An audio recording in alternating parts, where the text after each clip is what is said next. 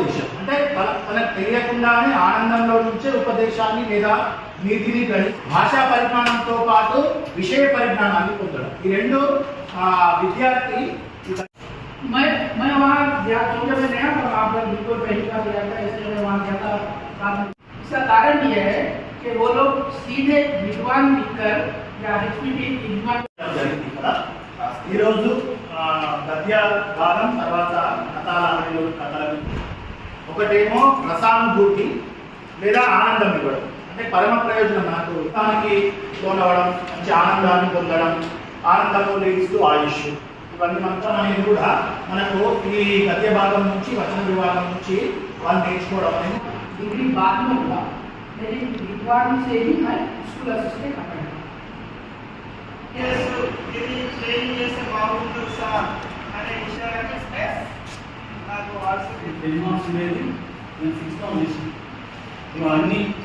నా పేరు డాక్టర్ బోయిన్పల్లి ప్రభాకర్. నేను అసోసియేట్ ప్రొఫెసర్గా ప్రభుత్వ డిగ్రీ కళాశాల దర్పల్లిలో పనిచేస్తున్నాను.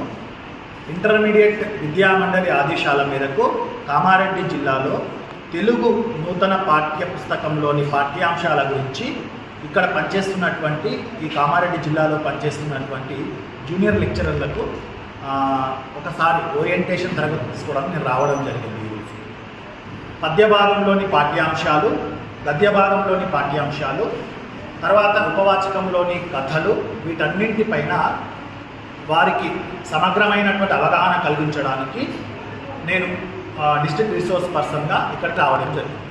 పేరు జి సతీష్ కుమార్. నేను ప్రభుత్వ జూనియర్ కళాశాల ఎల్లారెడ్డిలో తెలుగు లెక్చరర్గా పనిచేస్తున్నాను.